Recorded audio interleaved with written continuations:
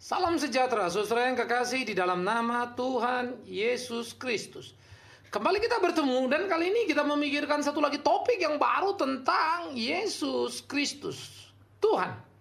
Saudaraku yang kekasih, apa yang menjadi menarik di dalam pemikiran kita tentang hal ini perlu untuk kita tumbuh kembangkan supaya pemahaman pengenalan kita akan Dia, Sang Kebenaran, menjadi sebuah pemahaman pengenalan yang akurat, yang penuh, yang utuh. Nah, ini mari kita pikirkan bersama-sama. Saya kira setiap orang berkata-kata soal Yesus, tetapi terlalu banyak orang yang salah mengerti soal Kristus. Ya, itu sebab ketika soal Yesus Kristus ditanyakan pada para muridnya, ternyata orang juga bisa berpendapat banyak tentang Dia. Bagian itu nanti akan kita bicarakan sendiri.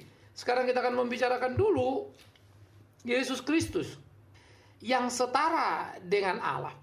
Ini topik yang menjadi penting, saudaraku yang kekasih. Apa sebetulnya yang dikatakan oleh Alkitab dalam kesamaan atau kesetaraan, kesehakekatan Kristus dengan Allah? Di dalam Yohanes 1 ayat 1, Yohanes 1 ayat 1 dikatakan begini. Yohanes 1 ayat 1, pada mulanya adalah firman, firman itu bersama-sama dengan Allah, dan firman itu adalah Allah. Ia pada mulanya bersama-sama dengan Allah. Itu dulu satu. Kemudian saudara, kita akan melihat lagi di dalam satu bacaan kita di Filipi, pasal yang kedua ayat 5 dan 6. Filipi pasal 2 ayat 5 dan 6 dikatakan begini, hendaklah kamu dalam hidupmu bersama menaruh pikiran dan perasaan yang terdapat juga dalam Kristus Yesus. Apa itu? Yaitu yang walaupun dalam rupa Allah tidak menganggap kesetaraan dengan Allah itu sebagai milik yang harus dipertahankan. Nah, ini menarik saudara yang kekasih. Dua bacaan ini memberikan pencerahan kepada kita akan pemaknaan terhadap kebenaran. Maka prinsip yang pertama mengajarkan kepada kita bahwa Yesus sehakikat atau sama sehakikat dengan Allah. Ini dulu. Maka kalau dikatakan Yesus sama dan sehakikat dengan Allah, sehakikat artinya apa Allah itu Yesus. Maka Yesus sama dengan Allah. Ini kesaksian Alkitab. Nah, memang menjadi sulit bagi kita memahami Dia Allah karena Dia pernah dan kemudian menjadi manusia. Nanti kita bicarakan bagian lain itu. Ya, itu sebab ketika Dia datang ke dalam dunia, bagaimana Dia menjalani melewati semuanya di dalam keutuhan keunggulannya sebagai Allah sejati, manusia sejati, kita akan diskusikan juga lengkap. Sekarang kita konsentrasi dulu. Yesus adalah Allah. Ini dulu. Nah, maka dengan tegas Paulus menyaksikan ketika dia berbicara kepada jemaat di Filipi supaya orang-orang di Filipi itu saling memperhatikan, saling memperdulikan satu dengan lain gitu ya. Belajar saling memberi hormat lebih dulu. Dan itu juga berlaku bagi orang Kristen dimanapun di dalam sepanjang zaman bagaimana hidup. Untuk bersama-sama saling mengisi, saling melengkapi dengan mengangkat kebenaran di atas segala-galanya. Tidak ada yang paling benar dari siapapun pendeta. Tidak big man sirait. Yang paling benar dan paling atas adalah firman Allah yang hidup itu. Itu yang penting. Nah, saudara-saudaraku yang dikasihi oleh Tuhan Yesus Kristus, firman Allah yang hidup itu adalah firman yang dinyatakan kepada kita, Yesus Kristus Tuhan kita. Nah, Yesus itu dikatakan setara dengan Allah karena memang di sanalah Dia ada. Itu sebab dalam banyak kalimat Dia mengatakan, aku akan kembali ke tempat dari mana aku datang misalnya ya.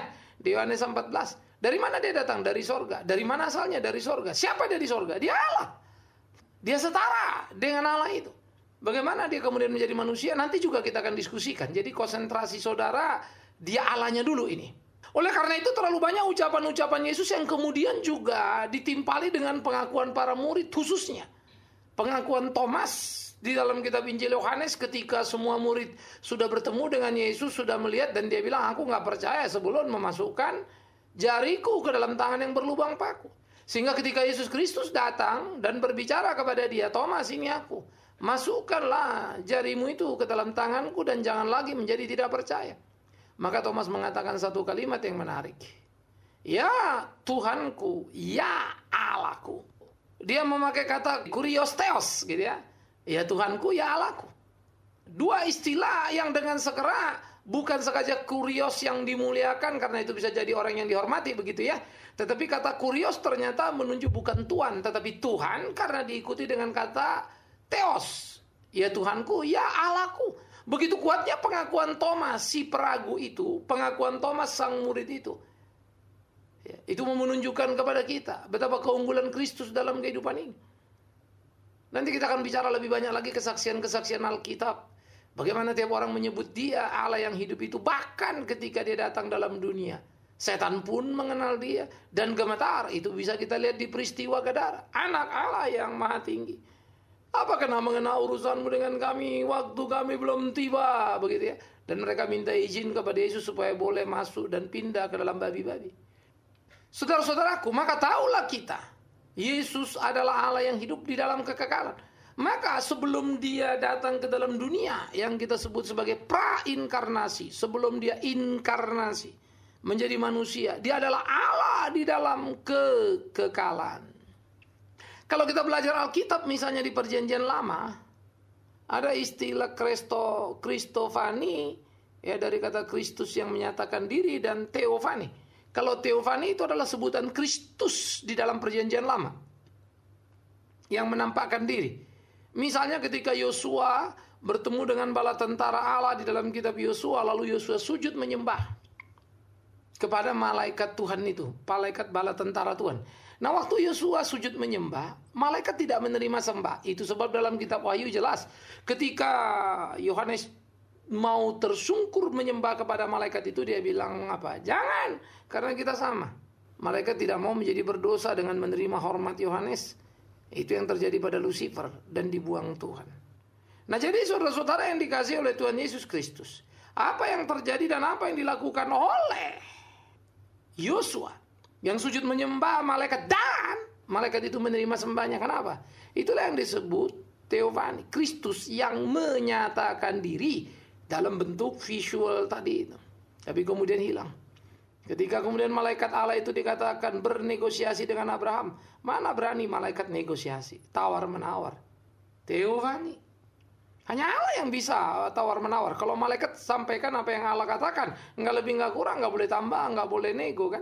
Kok berani nih malaikat nego dengan Abraham? Karena dia bukan malaikat sembarang. Dia Theofani, Kristus yang menampakkan diri. Tetapi penyataan diri ya, dalam Perjanjian Lama itu samar, saru begitu ya. Sampai pernyataan di dalam PB itulah yang jelas, terang benderang. Nah, itulah Allah itu, Yesus Tuhan itu. Oleh karena itu, saudara yang kekasih, Yesus yang dikatakan setara, sama sehakikat dengan Allah. Dan itulah dia, dan itulah kesaksian Alkitab. Aspek yang kedua, saudaraku yang dikasih. Aspek yang kedua dikatakan bagaimana kemudian pada mulanya firman atau Yesus itu bersama-sama dengan Allah, dan firman itu adalah Allah. Maka kita bisa melihat dia bukan saja sama dengan Allah, tetapi dia juga bersama-sama dengan Allah. Artinya ada dan keberadaannya di dalam kekekalan. Maka Yesus adalah Allah yang ada di dalam kekekalan. Kalau saya berkata Yesus ada bersama-sama dengan Allah ada, saudara langsung berpikir, deh ini Allahnya berapa ini? 2, 3? Ada satu hal yang saudara mesti pahami, ada satu hal yang saudara mesti ngerti dulu. Kita lagi bicara Allah, ya, yang roh bukan materi. Itu dulu ya. Kalau saya ada, saudara ada mendengar, berarti kita sudah 2 orang, 1 bicara, 1 mendengar, tambah yang lain 3, 4 dan seterusnya. Kita tidak sedang berbicara kita sebagai manusia yang materi, kita lagi bicara Allah yang roh. Contoh kedua, kita sama-sama tahu semua agama pun percaya, ya, yang percaya kepada samawi. Agama samawi itu adalah Kristen, Islam, Yahudi. Semua agama sepakat, semua agama setuju Allah itu kan maha hadir, toh? Makanya Allah yang satu itu disembah oleh semua orang, dan semua orang berdoa dan berteriak dan percaya disertai oleh Allah yang satu itu. Entah di Jepang, di Amerika, di di China sana, di Rusia sekalipun, di kutub utara sana, di mana-mana Allah itu kan kita sebut hadir. Tapi bukan berarti Allah yang hadir di mana-mana itu banyak Allah, kan tidak toh. Tetapi kalau saya hadir di Jakarta, saya tidak bisa hadir di Medan. Ya, kalau saya hadir di Jakarta, hadir di Medan pasti kembarannya. Bukan saya pada dirinya, karena saya terbatas. Jadi artinya dengan sangat mudah kita akan melihat fakta-fakta Alkitab yang bisa dipahami oleh semua agama samawi yang menerima Allah yang satu, Allah yang esa, bahwa Allah yang satu itu bisa berada di banyak tempat. Maka Allah yang satu di dalam Tritunggal yang disebut itu, itulah sebetulnya basis untuk kita mengertinya. Bukan mengerti secara manusianya. Nah, Yesus hakikat dengan Allah itu toh. Nah, makanya katakan Yesus bersama-sama dengan Allah. Tetapi ingat, ini bukan dua matematika. Ini bukan kuantitatif, kita lagi bicara kualitatif. Sehingga menjelaskan dia di dalam ketigaan yang roh, itu sampai jungkir balik pun tentu kita akan tidak pernah tuntas menjelaskan. Tetapi dengan amat sangat sederhana, tidak perlu ribet. Dengan mudah kita akan mengerti. Nah, ini tolong diperhatikan ya. Sama seperti yang saya katakan tadi, Allah cuma satu esa, tapi bisa ada di mana-mana kok satu, karena dia maha hadir. Dan namanya Allah kan maha. Dengan segera kita bisa mengerti. Mau jelasin mahanya bagaimana itu jelasinnya? Kok dia bisa ada di sana, ada di sini secara matematis? Sampai mati jungkir balik juga kita nggak bisa. Bukan karena Allah itu tidak bisa dalam pengertian dijelaskannya. Bukan karena Allah itu tidak jelas. Tapi kita manusia nggak mampu menerima. Akal budi kita ini terbatas untuk menerima keunggulan kemahaan Allah itu sendiri. Ini yang perlu. Jadi dia, Yesus Kristus, sehakikat dengan Allah. Dan dia bersama-sama dengan Allah. Ada di dalam kekekalan. Ya. Dan dia ada di dalam kekekalan bersama-sama dengan Allah itu. Dan tiga dikatakan dia adalah kekal. Sang kekal. Jadi dia bukan cuma berada dalam kekekalan, tetapi dialah sang kekal. Yesus menyebut Alfa Omega, yang pertama dan yang terakhir. Bukan berarti pertama dalam pengertian ada yang memulai. Menarik sekali kitab Injil Yohanes maupun kitab Kejadian memakai kata pada mulanya. Ya, tetapi kalau diperhatikan kalimat kata pada mulanya itu memakai kata kerja. Artinya apa? Sesuatu yang terjadi terus-menerus. Di pada mulanya adalah sesuatu sebelum sesuatu. Artinya apa lagi? Sesuatu yang terjadi terus-menerus sebelum sesuatu itu ada, itu namanya kekal. Tapi ketika kita manusia yang dikurung ruang dan waktu bicara kekekalan, kita memulai dengan kalimat pada mulanya, bukan mula-mulanya di dalam waktu, tapi mula-mulanya di luar waktu. Maka ketika mula di luar waktu, tidak ada waktu mengukur mula. Itu kan namanya kekekalan. Dan memang itulah kalimat yang dijelaskan baik Yohanes 1 maupun di kitab Kejadian 1 pada mulanya. Ya, baik pemakaian terminologi bahasa Ibraninya maupun bahasa Yunaninya menarik dengan segera menunjukkan hal itu. Maka yang pertama tadi, Yesus adalah Allah sehakikat. Yes. Yesus bersama-sama dengan Allah di dalam kekekalan. Yes. Yesus adalah kekekalan itu. Ya. Nah, tiga fakta ini dengan segera membuat kita mengerti Kristus Yesus Tuhan yang ada di surga itu, yang mau datang ke dalam dunia itu, yang mau jadi sama dengan manusia itu, yang kemudian manusia bingung tentang dia, salah paham tentang dia, sangat bisa dimengerti. Karena manusia bukan saja hidup dalam ruang dan waktu keterbatasan, tetapi manusia juga hidup dalam keberdosaan, sementara dia adalah sang suci. Jadi saudara yang kekasih, kalau ada kesulitan kita memahami tentang Kristus, jangan Kristusnya yang disalahkan. Marilah kita periksa diri kita dulu. Itu kan sama saja kalau kita ujian di sekolah, bukan? Ya, saya ingat dulu anak saya ketika masih kecil, lalu ada ujian mendadak rupanya di sekolahnya, gurunya tes. Dia dapat angka 3, saudara. Sorry, 3 apa 4 saya lupa begitu ya. Kau dapat angka segini? Dia bilang itu paling bagus. Temannya malah banyak yang 0. 2, 1 begitu ya. Saya bilang, apa-apaan sih ini? Masa kamu bisa begitu semua kan saya bilang begitu dong. Dia bilang, ya gurunya aja yang goblok gitu loh. Saya kaget lagi ya. Ini anak kecil-kecil udah bisa bilang gurunya goblok, waktu itu masih SD. Lalu sambil menahan tawa tentu saya tanya, kok gurunya yang goblok, kamu yang gak bisa ujian, kok guru yang goblok? Tetapi itulah anak-anak spontanitasnya. Tentu dia mau mengatakan gurunya aja yang goblok karena gurunya menguji apa yang mereka belum tahu. Padahal mungkin si guru punya strategi untuk menguji sejauh mana pengetahuan anak supaya dia bisa mengajar lebih baik. Kan begitu ya? Tapi anak-anak kan tidak mampu menangkap apa yang ada di benak si guru atau cara si guru untuk mengukur kemampuan anak-anaknya.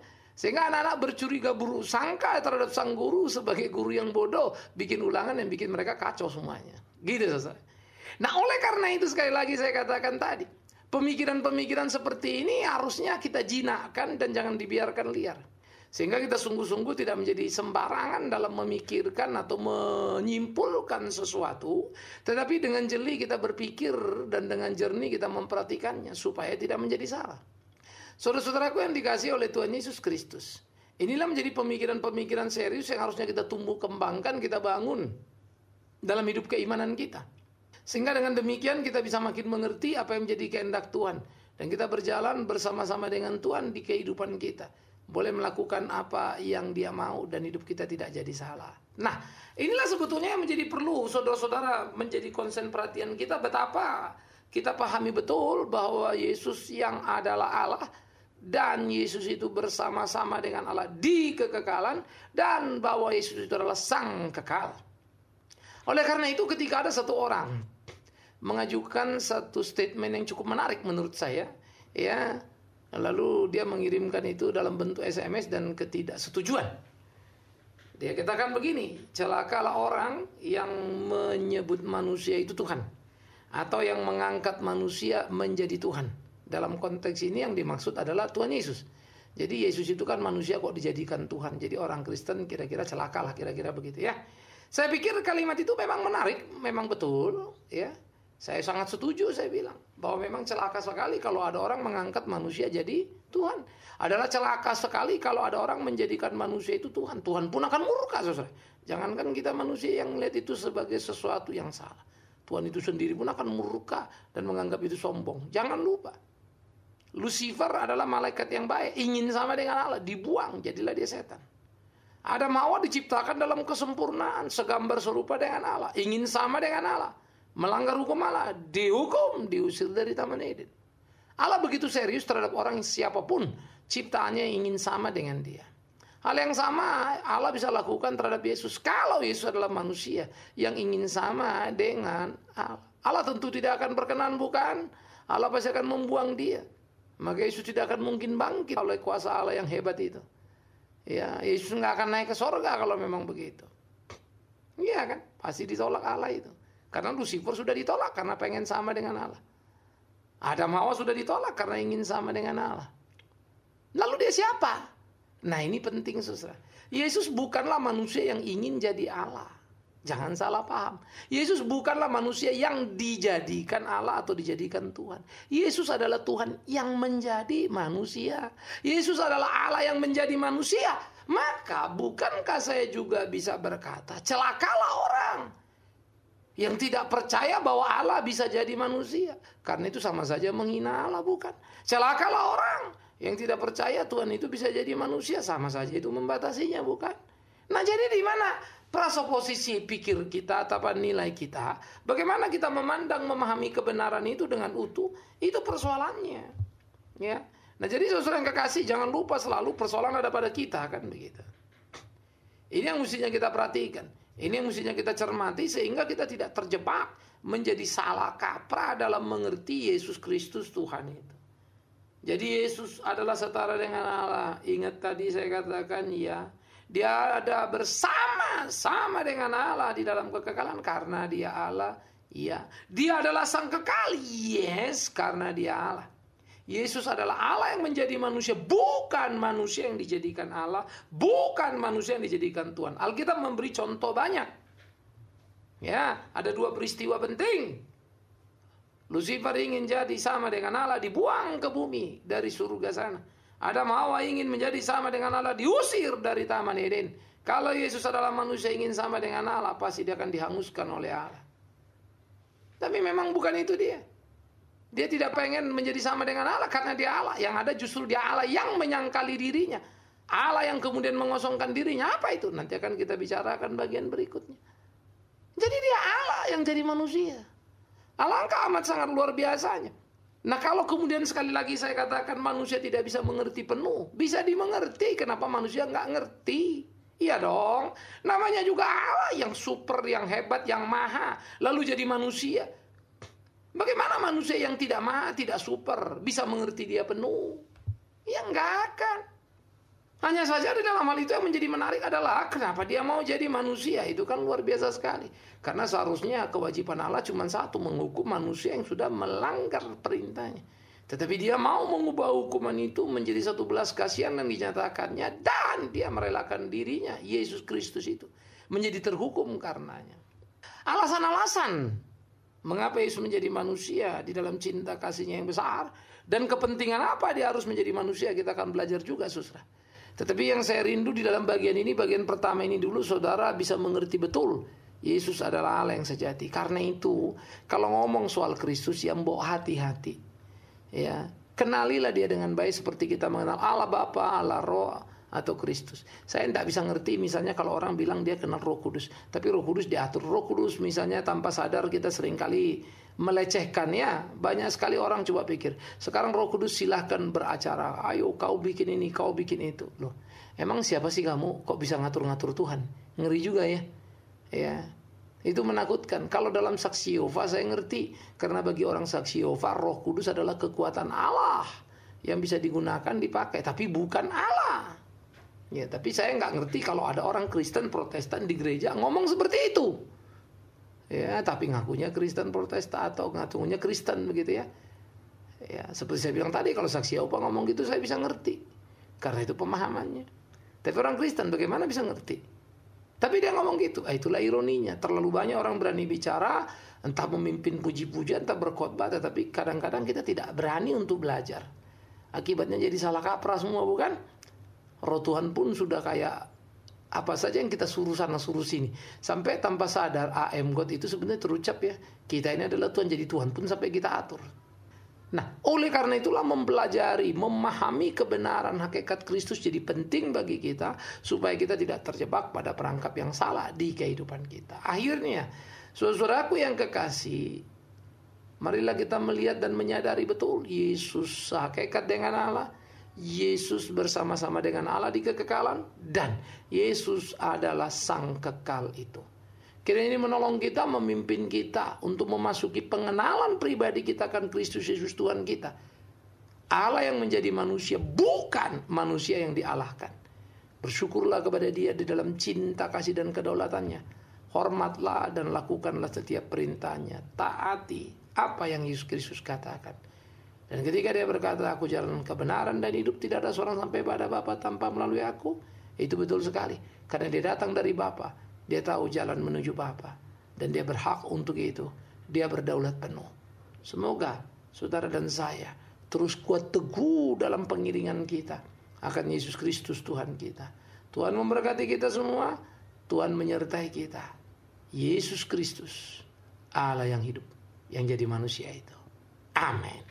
Mari kita berdoa. Tuhan, kami bersyukur, kami berterima kasih ketika kami diberikan gambaran yang sangat jelas oleh Alkitab, hakikat Yesus Kristus Tuhan kami, seturut dengan kebutuhan kami untuk mengetahui.